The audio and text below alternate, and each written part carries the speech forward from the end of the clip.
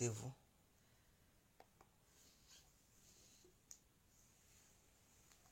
J'espère que vous allez très bien. Connectez-vous, connectez-vous. Peut-être on va s'attendre. Connectez-vous, chers parents, chers amis, chers frères. Connectez-vous. Peut-être on va s'entendre. Partagez le direct et n'oubliez pas de vous abonner. Connectez-vous, connectez-vous, connectez-vous. Partagez le direct massivement. Invitez vos amis à s'abonner. C'est très important. Alors, bonsoir, bonsoir à tous et à toutes. Pour tous ceux qui ne me connaissent pas, je suis l'incontournable qui a compris tout terrain. L'homme dont on parle, l'homme qui n'a pas fort aux yeux, l'homme qui ne marche pas ses mots. Vous pouvez aussi m'appeler devant la vie, l'homme n'est rien gouverneur italien. Docteur Modon, appelez-moi Boum, laisse-moi mourir 5 heures plein de rois, el padrino camari des Oula Mouja. Alors, j'aimerais saluer tous ceux et toutes celles qui sont connectés en ce moment. Sita Fufana, big up à vous. Kouzo Bezidi, big up à vous. Ahmed, big up à vous. Yvette Gaye, big up à vous. Doumbia Beni, big up à vous. David le King Bara, big up à vous. Strong Boy, big up à vous. Fort Lefa, big up à vous.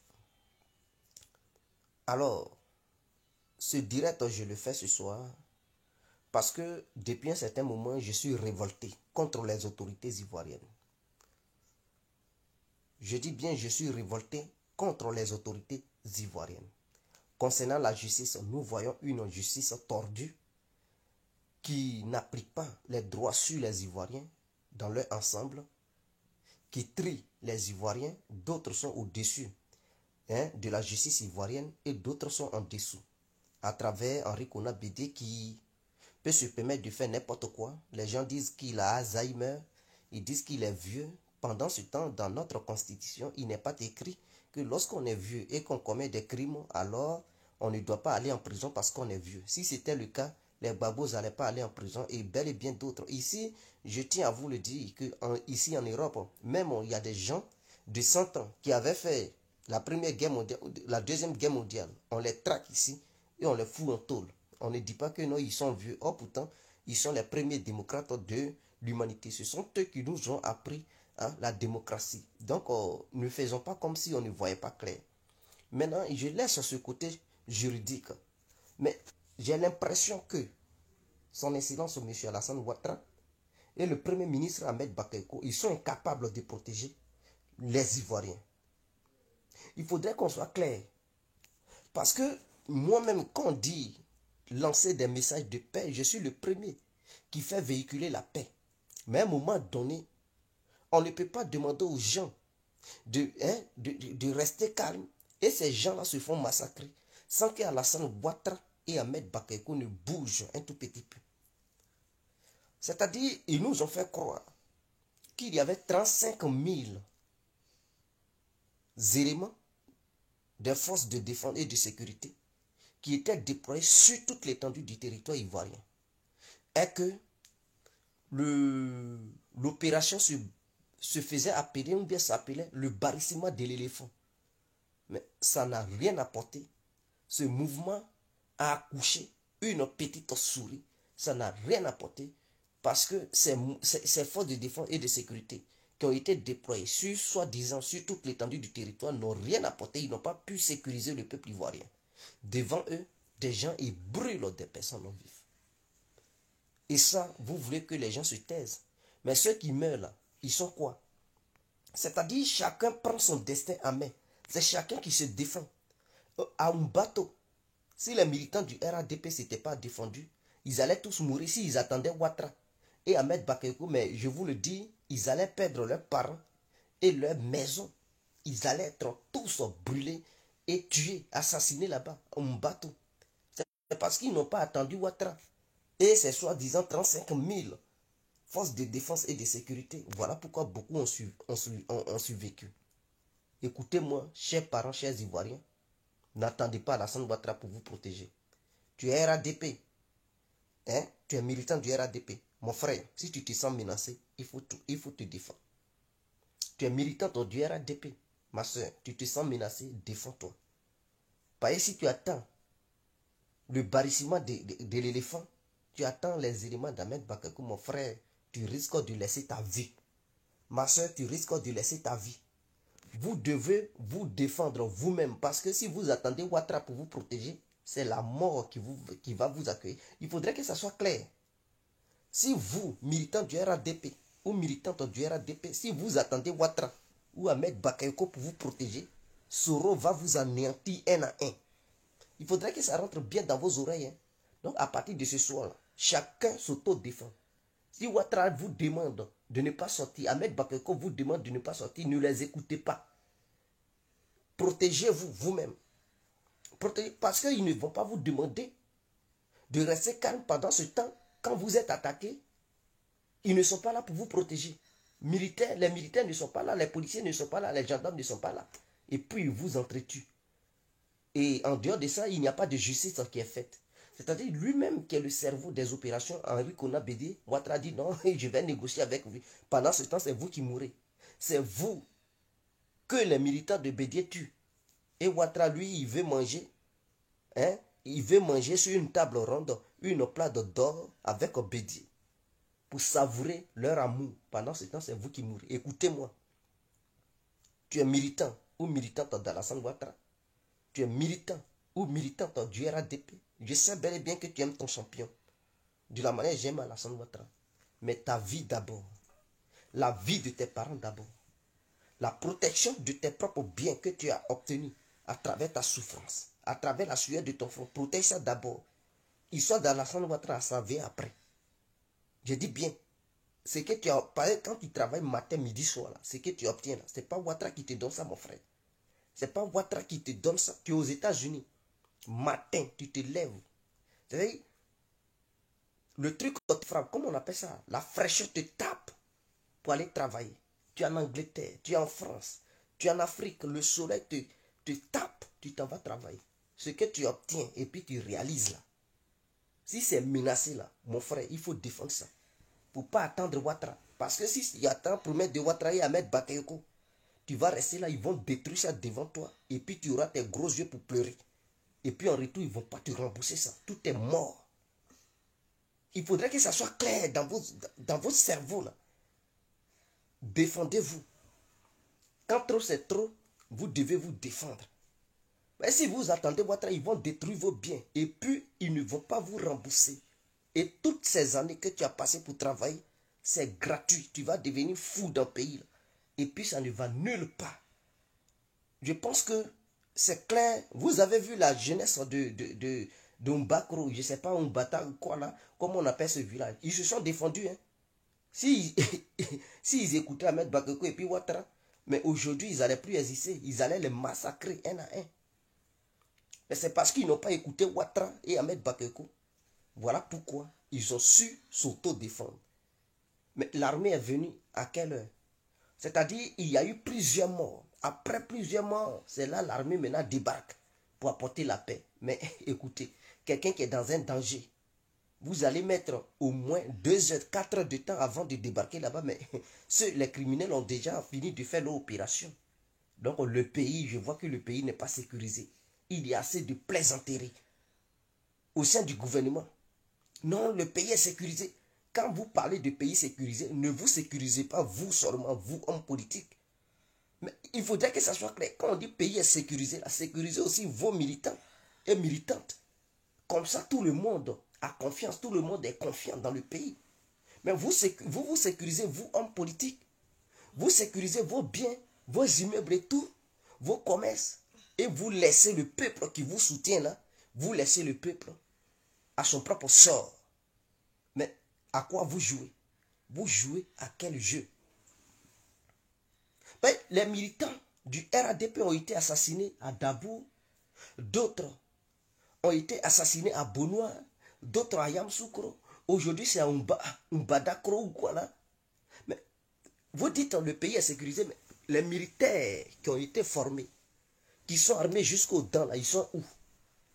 Quand le pays est menacé et que vous savez qu'il n'y a plus de sécurité et que des éléments zélés qui sont radicaux, qui sèment la terreur, qui passent leur temps à assassiner d'autres Ivoiriens sur le territoire national, vous devez les faire sortir des casernes pour C'est pas pour aller tirer sur qui que ce soit, mais pour dissuader des gens.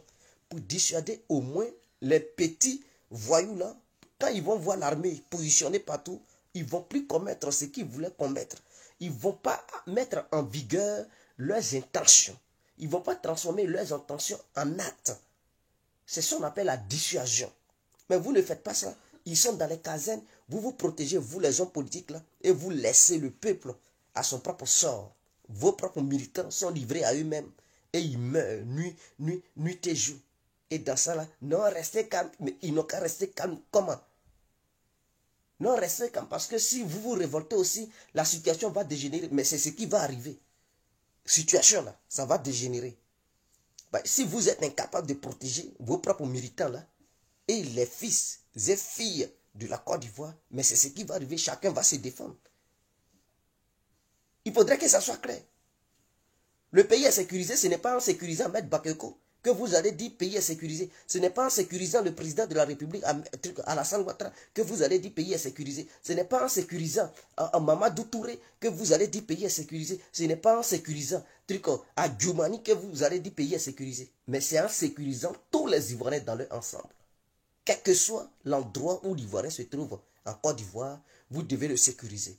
Même le villageois doit se sentir en sécurité. C'est là on croira en vos slogans, le pays est bouclé, c'est sécurisé. Baladez-vous. Non, non, non. Aujourd'hui, là, en Côte d'Ivoire, tout le monde ne peut pas se permettre de mieux se balader parce que ce n'est pas tout le monde qui a cortège. Ce n'est pas tout le monde qui a garde de corps. Vous, pour vous, le pays est en sécurité parce que vous avez des gardes de corps. Même vos ministres, même, on les tire dessus. On tire sur vos propres ministres. Et vous allez dire, le pays est sécurisé, rien n'est sécurisé. Si les ministres eux-mêmes, ils ne sont pas en sécurité, on les tire là-dessus. Quand ils passent sur les grandes voies là, il y a des voyous qui les tendent des pièges, ils leur tirent là-dessus. Si les ministres eux-mêmes, ils sont inquiétés, et puis ils ne peuvent plus sortir d'Abidjan pour se balader comme ils veulent dans les autres villes, ce n'est pas le citoyen lambda là, qui lui, il n'a même pas garde corps, qui lui est livré à lui seul, qui sera en sécurité. Et vous dites, non, écoutez, soit vous êtes honnête envers le peuple, ou soit vous jouez un jeu avec les opposants, les leaders de l'opposition, pour anéantir le peuple ivoirien. Parce qu'on veut être situé, nous, peuple ivoirien. Si vous, entre politiciens, vous jouez un petit jeu pour nous anéantir, nous, population de Côte d'Ivoire, dites la vérité. Mais si vous n'êtes pas dans un jeu, qu'est-ce qui vous empêche à rétablir la sécurité? Je pense qu'aujourd'hui, vous qui me regardez, beaucoup vont dire Guégué, c'est un traître. Non, je ne suis pas traître. Je suis quelqu'un qui est honnête. Parce que quand je vois des images, des gens qui meurent, pendant ce temps, Alassane Ouattara, lui, il pète sa bouteille de champagne en train de faire la fête.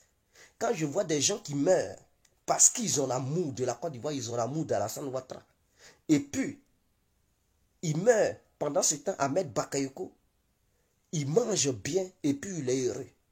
Pendant que je vois des gens qui meurent, et puis Mamadou Touré, il est heureux et puis il mange bien, je me dis, mais où va le pays? Parce que les gens ne vont pas continuer à mourir à cause de vous. Pendant ce temps, vous êtes en sécurité, vous avez des cortèges de garde de corps et vos propres militants sont délaissés. Et vous leur dites, non, calmez-vous, ne répondez pas. Ils ne vont pas répondre comment?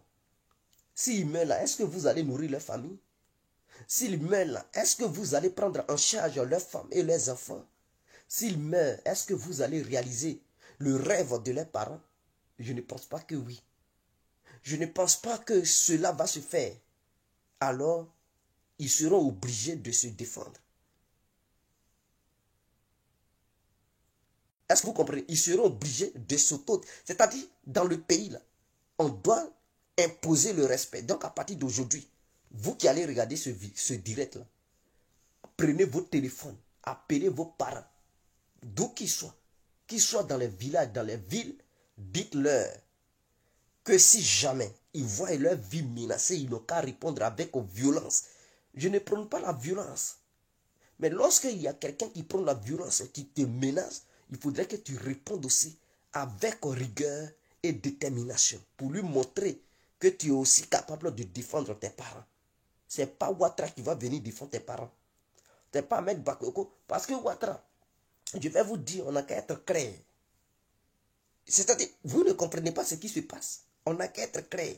Le problème, pourquoi Alassane Ouattara et Ahmed Bakayoko n'agissent pas? Ils n'agissent pas parce qu'ils savent qu'il y a la CPI en fait. Est-ce que vous comprenez? Donc, ils sont dans un pétrin. Puisque Fatou Bensouda s'est déjà exprimé pour dire le cas de la Côte d'Ivoire, ce qui se passe, il doit y avoir des enquêtes. Donc, ils sont dans un dilemme. Ils veulent agir, mais s'ils agissent, ils vont dire c'est eux qui sont là tués. Donc, du coup, ils livrent le peuple. Ils laissent les miliciens de l'opposition à tuer le peuple. Pour que demain, eux, les hauts cadres, ils puissent se justifier. Pour dire, nous, on n'a rien fait, ce sont les opposants. Mais pendant que vous laissez les miliciens de l'opposition tuer les militants du RADP, est-ce que les militants du RADP sont des cobayes? Est-ce qu'ils sont, ils sont un sacrifice? Pour que demain, vous puissiez mieux vous expliquer devant Fatou Bensouda, nous pensons que non. Les militants du RADP ont droit aussi à la vie. Ils ont droit à vivre. Donc, eux, ils n'agissent pas parce qu'ils ont peur de la justice. Imaginons qu'ils agissent et puis ils matent tous ceux qui font truc. L'opposition va utiliser ça pour dire non, Ouattara est en train de commettre un crime. Et c'est dans ce dilemme, il calcule beaucoup, il ne veut pas intervenir. Ahmed Bakayoko aussi, il dit, moi aussi, c'est pas mon problème. Lui aussi, il se retire. Puisqu'il est le ministre de la Défense et tout. Et les autres ministres, chacun se retire. Chacun ne veut pas se tremper dans de sales draps. Donc, du coup, chacun est réticent. Et le peuple est livré à lui seul. Tout ce qu'ils font, ils font passer des messages de paix. Pour que demain, on puisse dire non, lui là, il n'a pas prôné la violence, il a prôné que la paix. Comme ça, ces dossiers ne seront pas salis. Pendant ce temps, vous, qui attendez l'ordre du président Ouattara, on va rester là en train d'attendre l'ordre de Ouattara, ou l'ordre ne viendra jamais de lui. Parce que si jamais il fait l'erreur de lancer un mot d'ordre, écoutez, ils vont utiliser ça comme quoi il veut la guerre et que c'est lui qui est en train d'assassiner les Ivoiriens en Côte d'Ivoire. Donc, tous ceux qui diront, non, ne sortez pas, mais pendant ce temps, vous allez mourir. Donc, si chacun de nous est intelligent, c'est à chacun de nous de prendre ses responsabilités et de se défendre lui-même. Ce n'est pas Ouattara qui va venir vous défendre.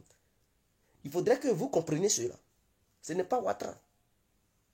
S'ils sortent, sortez aussi pour faire barrage. S'ils sortent et puis menacent vos quartiers, vos communes, vos villes, vos villages, sortez aussi pour leur faire barrage. Pour dire non, écoutez, c'est fini. Vos bêtises là ont trop duré. Il faudrait que ça prenne fin. Les Ivoiriens n'ont plus besoin de ça. C'est en faisant ça qu'ils vont comprendre qu'ils ne sont pas les seuls violents en Côte d'Ivoire. Et que si jamais ils font l'erreur de faire quoi que ce soit, il y aura une riposte bien appropriée et proportionnelle à la menace qui est en face. Ils comprendront. Mais si Ahmed Bakayoko, lui, il se protège contre la justice de demain. Il se protège, il ne veut pas se salir les mains. Vous savez, l'histoire de Blanc, là, ça ne finit pas. Même si c'est dans 20 ans, Blanc est capable de revenir sur les dossiers qui s'étaient déroulés au moins il y a 50 ans. Blanc est capable de revenir sur ça. Les Blancs, ils sont comme ça. Ceux qui sont aux États-Unis, ils savent. Les anciens dossiers, là, vous ne voyez pas. Aux États-Unis, vous voyez souvent des femmes qui ont aujourd'hui 60 ans. Elles font sortir les dossiers de quand elles avaient 15 ans. Elles disent, quand j'avais 15 ans, lui là m'avait violé. Elles n'ont pas porté plainte. C'est quand elles ont 50 ans, elles portent maintenant plainte. Et les coupables, on les poursuit quand même. Donc, le blanc, lui, il ne dort pas avec un truc. Mais si l'affaire s'est passée aujourd'hui, tu peux laisser l'affaire jusqu'à dans 15 ans, 10 ans, 20 ans, 30 ans. Tu peux réveiller cette affaire. Et puis, il y aura des avocats qui seront prêts à saisir ton affaire et poursuivre les auteurs de cette affaire. Et donc, avec les Blancs, ça ne joue pas. Il y a des gens qui étaient impliqués dans la Deuxième Guerre mondiale, aujourd'hui, en Europe. Ceux qui ne sont pas encore morts. Et puis, on les découvre, on les traite. Et on les fout en tôle. Donc, avec l'homme blanc, là, écoutez, eux, ils ne laissent pas l'affaire. Donc, Ahmed Bakayoko, qui est là, qui est ministre de la Défense, par exemple, tout ce qui se passe, ils vont dire que c'est lui qui était ministre de la Défense.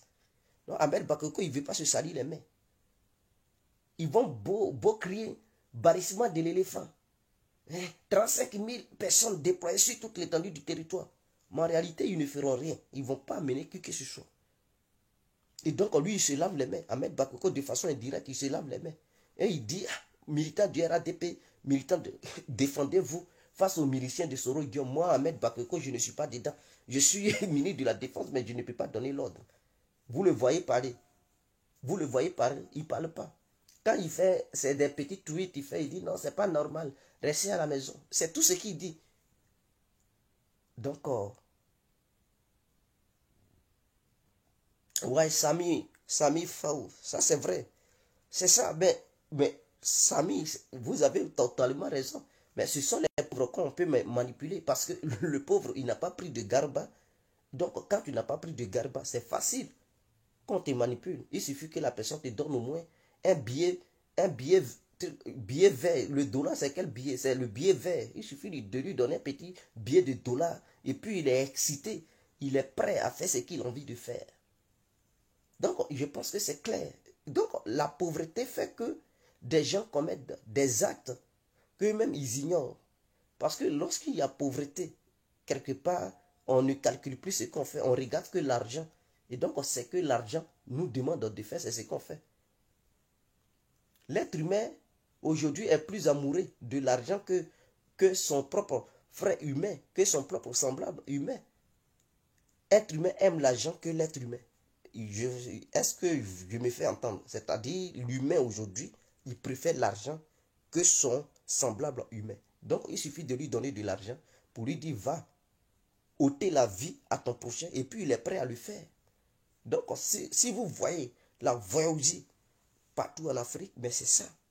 On leur donne de l'argent, on dit, va, allez-y assassiner ceux-là. Et puis, ils sont prêts, ils s'en vont assassiner, et puis ça ne va nulle part. Tant que lui, son argent rentre, il est heureux.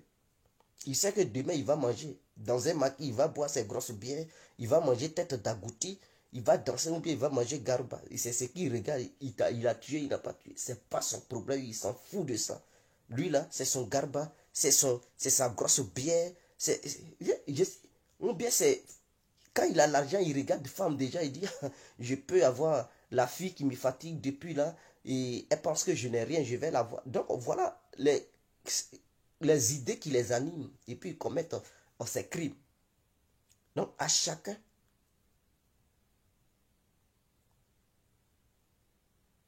écoutez, Slim de Slim connaît, personne ne doit sortir parce que c'est pour saluer le gouvernement. Mon frère, il ne faut pas sortir le jour, ils vont arriver sur tes parents pour les mater dans leur propre maison. En ce moment-là, tu comprendras le sens de s'auto-défendre. Moi, je dis, les gens doivent se défendre. Ils ne doivent pas être attaqués et puis rester là pour dire Ahmed Bakayoko ne viendra pas vous sauver. Lui-même, il se protège, lui, Ahmed Bakayoko. Est-ce que je me fais comprendre? Même avec tout l'amour qu'on a pour Ouattara, là, avec toute la puissance qu'il a, ces relations qu'il a partout, là, s'il commet l'erreur, ils vont le poursuivre. Donc Alassane Ouattara, il est conscient de ça. Parce que l'homme blanc, il n'est pas fiable, il n'est pas garanti. Il est comme ça. Il est bizarre. Aujourd'hui, il peut t'aimer. Demain, là, il peut ne pas t'aimer. Et c'est comme ça. Nous, les Noirs, beaucoup parmi nous, les Noirs, là, on sait ça. Et Alassane Ouattara, il est conscient, il sait. Il est conscient, il le sait. Non, lui aussi, il est prudent. Ahmed Bakayoko, conscient qu'il est aussi, il est prudent. Donc, si vous ne voulez pas vous défendre, mais écoutez, tant pis, hein. Mais tant pis. Si tu ne veux pas te défendre, là, il faut rester là pour dire, Ouattara, viens me défendre. C'est comme ça. Aujourd'hui, là, il y a eu combien de morts? Non, hier, parce que nous sommes déjà à 0,1. Hier, il y a eu combien de morts? Au moins 34 morts. 34 morts. Sans quelque chose de blessé. Est-ce que vous comprenez même? 12 maisons brûlées. Et dans ça, vous allez dire, Ouattara était où? Ahmed Bakayoko était où? L'armée de Côte d'Ivoire était où? Lorsque 34 personnes mouraient. Mais il y a eu un affrontement entre les militants du RADP et les miliciens de l'opposition. Mais imaginons que les militants du RADP disent que non, bon, nous on ne sort pas parce que si on sort, ils vont dire à Alassane, il ne faut pas, ils vont salir Alassane. Ah, donc il ne faut pas, ils vont salir Alassane à cause de ça, toi. Tu vas laisser la vie de tes parents. Et tes parents, ils vont massacrer tes parents et puis tu vas rester là, tu ne vas pas défendre tes parents. Mais est-ce que tu es conscient? Alassane Ouattara, lui, il vient au second plan. Tes parents d'abord. Parce que si tu vois que tes enfants et ton père, ta mère, tes soeurs sont menacés, là, tu vas dire, ah, pour ne pas, je ne vais pas défendre mes parents parce qu'Alassane Ouattara serait menacé. Lui, il s'en fout. Si lui, Alassane, il est menacé, il va se défendre. Mais si toi, tu es menacé, lui, il s'en fout. S'il ne te voit pas, tu es menacé, c'est à toi de te défendre. En dehors de l'amour que nous avons pour l'homme, Alassane Ouattara, pour tout ce qu'il fait pour la Côte d'Ivoire et son développement, on doit s'auto-défendre d'abord. Tes parents ne vont pas être en danger et puis tu vas attendre Ouattara. Ou bien dire, non, si je défends mes parents, ils vont accuser Ouattara. Mon frère, l'amour d'Alassane, lui, il est le président. Lui, il passe. Hein. Il passe. Son héritage n'est pas ton héritage. L'héritage de la famille de Ouattara n'est pas toi ton héritage. C'est toi, l'héritage de ta famille, là, qui est l'héritage de ta progéniture. C'est-à-dire l'héritage de tes enfants. Parce que parmi vous, si quelqu'un, parmi vous réussit et qu'il a des biens, c'est fort probable que aussi l'un de tes enfants bénéficie de la richesse d'un membre de ta famille. Il se doit de défendre ta famille. Samy, c'est ça. Chaque jour, les gens y mettent. Ils vont accuser. Mais ceux qui mettent là, vous pensez que s'ils veulent accuser Ouattara, ils vont l'accuser. On est mort, on est mort. On doit se défendre. Mais vous pensez que quoi? Si Blanc veut te faire du mal, il suffit même 2 personnes ou 5 personnes, ils vont t'accuser de crimes contre l'humanité. Hein. Vous pensez que quoi? Ne vous défendez pas et restez là. Non, non, jouez-vous les famillettes. Ils vont vous mater. Ils vont vous mater un à un. Vous allez oublier vos noms. Et au fur et à mesure, si vous ne sortez pas pour leur faire barrage, et puis vous matez, vous reculez, pour dire Ouattara, Ouattara, mais ils prennent, c'est-à-dire, ils montent au degrade, ils prennent confiance. Et au fur et à mesure qu'ils vont prendre confiance, à un moment donné, la peur va nous habiter, nous militants du RADP, et on ne peut plus rien faire. On va trembler devant eux. Et Alassane Ouattara, vers la fin, il va céder. Quand je parle de céder, ils seront obligés de négocier avec l'opposition pour dire gouvernement d'union, pour sauver lui son pouvoir. Pendant ce temps, vous êtes mort cadeau. Donc, pourquoi ne pas se défendre maintenant que de laisser les opposants vous tuer et après voir Alassane Ouattara négocier avec les opposants? Et toi, tes parents sont partis. D'ailleurs, il a commencé à parler de négociation. Tu n'as pas dit tu es bête. Reste là, ils vont tuer tes parents à cause d'Alassane Ouattara. Il ne faut pas te défendre. Et puis reste là. Non, si j'ai fait, ils vont accuser Ouattara. Oui. Il faut défendre tes parents. S'ils ont accusé Ouattara, c'est parce que c'est lui qui a voulu qu'on l'accuse. S'il avait amené l'armée pour te défendre, tu n'allais pas sortir pour te défendre pour que des gens l'accusent. Mais s'il refuse de te défendre et défendre des parents, mais mon frère, tu as le droit de défendre tes parents. Donc si défendre tes parents est un crime pour le gouvernement, mais que ce gouvernement prenne ce crime. Parce que c'est leur droit de défendre les Ivoiriens.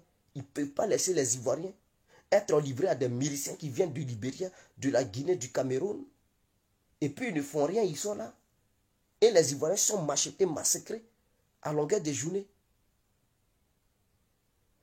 Fama, Amadou Fama. Je pense que tu es un vrai maudit, mon frère. Si ta conscience a voyagé à travers ton anus, je pense qu'il faut aller apprendre hein, pour qu'on puisse t'éduquer. Voilà. Donc, vous comprenez un peu. Ça, ce sont les conseils que je donne. Défendez-vous. Vous qui êtes en Côte d'Ivoire, vous qui me regardez, prenez vos téléphones, appelez vos parents, ils n'ont qu'à s'auto-défendre. Parce que si vous refusez de vous défendre, c'est ce qui s'est passé en Bakro, là, ou bien un truc à Yamsoukro, à Yakro, là, c'est ce qui va se passer. Et chaque jour qui passe, les morts vont augmenter. À un moment donné, quand les morts vont augmenter, Alassane va négocier. Et quand vous allez voir les opposants faire la paix avec Alassane Ouattara, en ce moment-là, vous allez pleurer vos morts. Et puis c'est fini. Vos parents ne vont plus être ressuscités. Ils sont morts cadeaux. Il faudrait que ça soit clair. D'ailleurs, il a déjà commencé de parler de négociations avec Bédier. Mais ce qui se passe, qui est à la base? Mais c'est Bédier qui est le chef bandit. C'est lui-même qui est l'opérateur de tout ce qui se passe. Il est le concepteur. Et c'est à son domicile, tout a été conçu, c'est tous les plans. Quand les AFI font les déclarations, ils font ça où? Est-ce que AFI reste dans sa maison pour faire déclaration? C'est chez Bédier, il vient. Donc s'il vient chez Bédier pour faire déclaration, c'est que Bédier a cautionné. C'est-à-dire, c'est comme si quelqu'un a caché les armes chez toi, à domicile. Et c'est chez toi, il vient, il sert les armes aux gens pour aller commettre des crimes. Mais si on arrête l'individu, toi aussi on doit t'arrêter parce que c'est toi qui gardes les armes. Donc si Bédier permet à un groupe de mouvements de créer un gouvernement parallèle, et c'est chez lui, tous les plans se passent, c'est chez lui. Les gens viennent pour faire la déclaration sans que Bédier ne condamne cela. Et d'ailleurs, il est le président de ce mouvement. On ne peut pas dire que Bédier est innocent dans ça. Le protéger, c'est comme s'il y avait de l'injustice. Et pendant ce temps, le mot d'ordre de Bédier pousse certains Ivoiriens zélés en complicité avec des mercenaires loués par Mabri Touakeus, venant du Libéria. D'autres venant du Cameroun à travers Franklin Niamsi et Soro Guillaume, qui ont pénétré la Côte d'Ivoire, qui ont fait leur base arrière. Bédier incitant une partie du peuple ivoirien pour aller contre les autres citoyens ivoiriens qui commettent des crimes. Ces crimes n'ont pas encore été maîtrisés et Alassane dit bon, je vais négocier avec mon aîné Bédier et tout. Et ceux qui meurent, il ne les protège pas. Il ne les protège pas, il les laisse. Les gens meurent comme des poussins qui mouraient, ils meurent comme des fourmis et puis il n'y a rien. Et Bédier qui est le véritable cerveau, on le laisse. Et d'autres me parlent de stratégie, non. Guégué, quand tu vas grandir, tu vas connaître l'art de la science politique. Tu sais, il faut négocier le cerveau. Il ne faut pas négocier les enfants. Ah bon? Donc, il faut négocier le cerveau. Donc, Bédier a arrêté, Alassane a arrêté les autres pour dissuader Bédier, afin que Bédier renonce à son idéologie de vouloir créer un parti politique, un gouvernement parallèle et tout. Ah bon? Donc, c'est ça pour vous, l'art de la science politique. Donc, Alassane n'a qu'à rester là pour le caresser. Qui le caresse? Il n'a qu'à le caresser pour dire résident surveillé. Pendant qu'il le caresse, la violence prend de l'ampleur. Au moment où il va comprendre qu'il ne faut plus caresser Bédier, c'est déjà trop tard pour lui. Il faudrait que... les gens doivent comprendre. En arrêtant Bédier, c'est une manière de mettre la pression sur ceux qui manifestent, sur ceux qui font truc pour dire votre Bédier est dans notre main. Donc si vous faites n'importe quoi, vous savez ce qui va se... Vous pensez que si le gouvernement ivoirien, la justice ivoirienne n'avait pas maîtrisé les frais de Soro Guillaume n'allait pas passer à l'offensive. Mais il est conscient, c'est-à-dire lui-même, il est dans un pétrin. Il se dit, si j'agis, mes frères sont dans la main de l'armée ivoirienne. Qu'est-ce que je dois faire, moi, Soro Guillaume? C'est ça qui empêche Soro Guillaume de frapper il y a longtemps. Sinon, il allait activer ses milices de créer une guérilla urbaine partout en Côte d'Ivoire. Mais il est conscient, il sait bel et bien qu'il y a ses frères qui ont été arrêtés et qui sont dans la main de la justice ivoirienne. Et donc, il réfléchit. Parce qu'agir, ça va peser sur ses frères. Donc, il doute, il est là, il regrette. Il est là, il ne sait pas quoi faire. Il parle, il parle, il parle. Mais s'il n'y avait pas ses frères dans la main de la justice ivoirienne, surveillés minutieusement par l'armée ivoirienne, je pense que Soro Guillaume, il allait passer à l'offensive. Il n'allait pas trop parler. Il allait agir. C'est comme ça. Vous voyez les gars encore en train de faire truc? Non. Les gars se sont calmés. Et certains militants du FPI se sont calmés depuis que Afi a été arrêté. Depuis que la vie des Assou Adou, là, parce que c'est eux qui dirigent les gars, là. Ils ont dit Assou Adou, ils sont surveillés. Là. Vous les voyez encore être zélés? Non. Ceux qui sont zélés là, ce sont les militants du PDCI. Et en complicité avec les mercenaires que Mabri Touakeus a emmenés avec Soro Guillaume. C'est ceux-là qui sont zélés. Une fois Bédier arrêté, ils vont se calmer. C'est un élément de pression. Pour leur dire, mais si vous faites n'importe quoi, mais votre Bédier est dans notre main. Donc calmez-vous. Vous allez voir les rois. Les rois Zaka là, ils vont se réveiller à leurs gros pagnes là. Ils vont demander à leurs enfants de se calmer. ils vont faire des délégations pour négocier tout de suite avec le gouvernement ivoirien, dans le but de chercher un accord entre le gouvernement et le PDCI pour pouvoir relâcher Bédié. En ce moment-là, l'accord va se conclure suite à un communiqué d'ensemble pour demander à Bédié de lui dire à ses militants et à ces bandits-là de quitter les rues. Mais tant que Bédié, il se sent à l'aise, intouchable, Alassane dit non, je vais tendre la main à Bédié. Bédié ne va pas accepter. Hein. Il va dire la seule condition pour négocier avec Alassane Ouattara, c'est qu'Alassane Ouattara n'a qu'à annuler les résultats des élections et il n'a qu'à déclarer aux yeux des Ivoiriens qu'il n'est plus président de la Côte d'Ivoire. Il est campé sur sa position. Il ne veut pas changer. Et donc, tant qu'il sera campé sur cette position, des gens qui sont dans le fanatisme le considéreront comme le président. Et donc, ils ne vont pas respecter le gouvernement d'Alassane. Voilà, c'est ce qui se passe en Côte d'Ivoire. Donc, c'est Bédié qui est le problème. Il faut l'arrêter.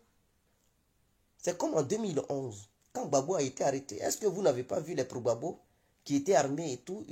Ils n'ont pas fui. Ils n'ont pas déposé les armes parce qu'ils ont arrêté leur chef. Ils ne pouvaient plus combattre parce que leur chef a été arrêté. Et sachant bel et bien que leur chef a été arrêté, s'ils s'en vont faire n'importe quoi, la vie de leur chef serait en danger. En ce moment-là, ça les affaiblit. Ouattara devrait comprendre cela. Mais vous pensez que si Gbagbo n'avait pas été arrêté et puis il était là, vous pensez que les militants de Gbagbo allaient déposer les armes? Mais ils allaient être au front. Ils allaient être déterminés parce que dans leur tête, leur leader n'est pas encore été arrêté. Et donc, eux, ils sont prêts à mériter. C'est ce que vous devez comprendre. Avez-vous vu le gars vouloir créer le désordre lorsque Gbagbo était à la CPI? Ils étaient mous parce qu'ils disaient que non. Gbagbo est dans la main de Tru, faites doucement parce que s'il y a Tru, ils vont condamner Gbagbo. C'était ça leur pensée. Donc, Bédié, si vous l'enfermez, vous allez voir les militants du PDCI se calmer tout de suite. Ils vont dire, ah, Bédié est dans leurs mains, calmez-vous. Mais c'est parce que rigolez avec eux. Si vous rigolez avec eux, là, s'ils gagnent l'opportunité, ils ne vont pas vous rater. C'est ça les militants du PDC, du RADP. Ils sont là, on ne sort pas où. Mais eux, quand ils sortent, ils vous affrontent. S'ils gagnent l'opportunité, ils brûlent vos voitures, ils brûlent vos gars, ils vous assassinent, ils brûlent vos maisons. Et puis, ils sont là parce qu'ils ne sont pas inquiétés. Pourquoi? Parce qu'Alassane Ouattara les caresse. Au lieu de perdre tes voitures, tes maisons et tout, tes parents, mon frère, il faut te défendre. Parce que j'ai l'impression que Ouattara et Ahmed Bakoko sont incapables de défendre les Ivoiriens et de défendre les militants du RADP. Alors, lorsque on constate qu'ils sont incapables de les défendre, nous allons nous défendre nous-mêmes. Il faudrait que ça soit clair. Non, il ne faudrait pas qu'ils appellent les gens, non des voyous, non. C'est eux qui sont incapables de défendre le peuple. Donc le peuple va s'auto-défendre. Chacun va faire barrage dans son quartier pour bien veiller sur son quartier, pour ne pas que un petit milicien de Guillaume Soro ou un petit bandit d'Henri Konan Bédié pénètre le quartier pour assassiner des gens. Et donc chacun doit faire barrage dans son quartier pour bien surveiller les entrées et les sorties. En fait, d'être en sécurité et garantir la sécurité de ses parents. Puisque l'armée ivoirienne, dirigée par Maître Bakoko, est incapable de sécuriser les Ivoiriens, c'est à chacun de se sécuriser. Chacun son propre militaire, chacun son propre policier, chacun son propre gendarme. Si on se laisse, c'était les commandants qui ont compris. On est ensemble. Ciao.